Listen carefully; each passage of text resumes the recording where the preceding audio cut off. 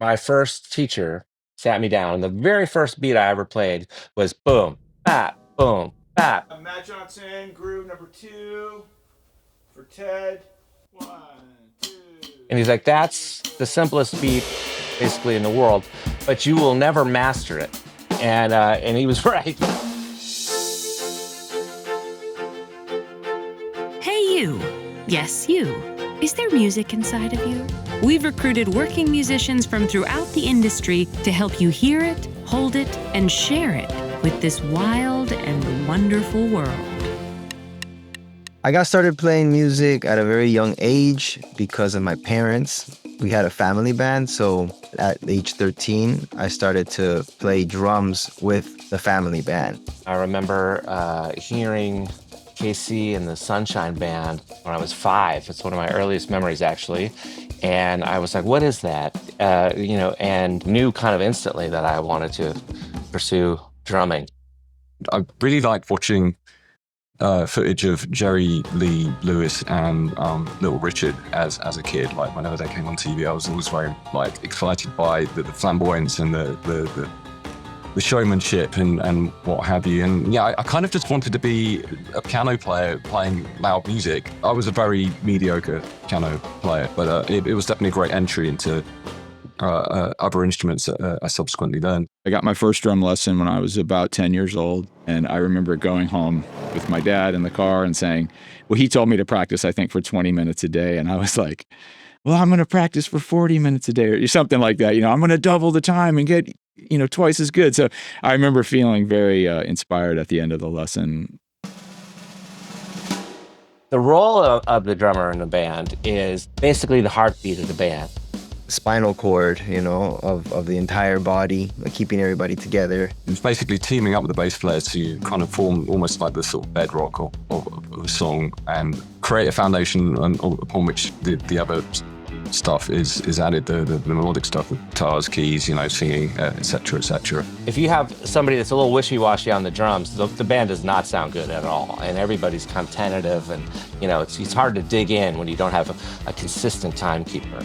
If you're a drummer, that's the thing that keeps you up at night, and that's the thing that if you screw it up, everyone can hear it. And you have to make sure that you are perfectly on time and you're keeping that time, and your emotions are not forcing you to speed up or slow down, because everybody in the band will be performing to you. I've always had a tendency to kind of pick up pace a little bit or play a bit more kind of frenetically during an exciting moment in the song. I think I would be disingenuous as a performer if I didn't allow what was happening to affect me in some way.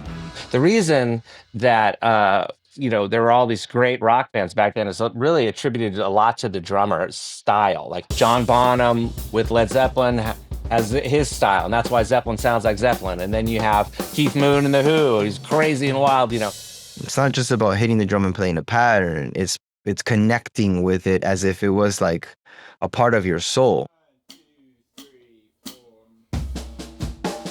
Rudiments are sort of like the periodic chart of drumming. There's a gazillion rudiments.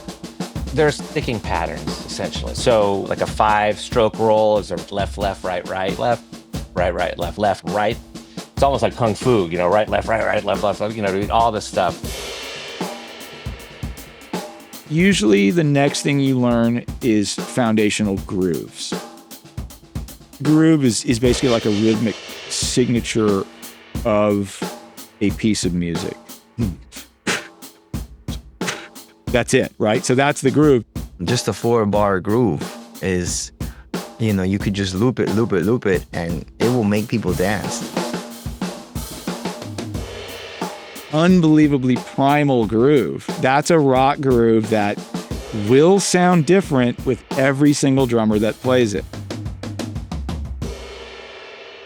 You really just need the hi-hat, snare, and the kick for most grooves.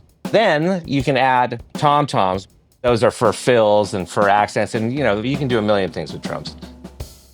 The drumming world is an endless world of possibilities.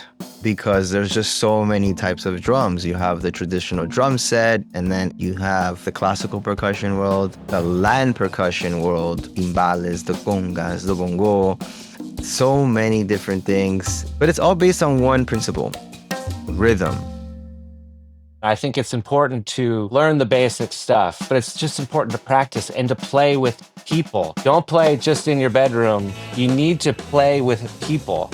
That's the most important thing. The sooner you can get out, play with people, because that really informs your playing better than anything else. I believe a good drum instructor will, like, strongly advise any new musician or new drummer to actually practice with a metronome.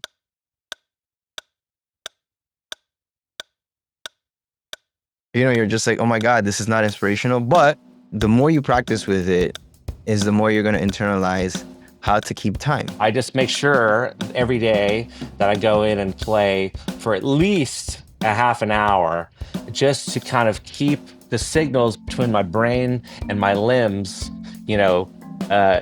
open. At the end of the day, yes, it can be mathematical, because one bar has 8 beats. You could keep subdividing it, 8, 16, 32, right? Just subdividing it more.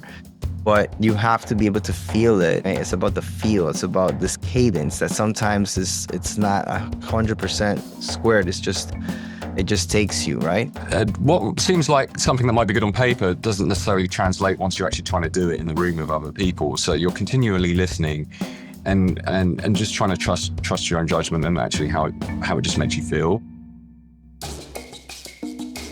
Somehow my algorithm figured out I'm a drummer, and I get a lot of clips of people who are amazing, like the best drummer you've ever seen. But then there's another one who's even better, and it's easy to get discouraged.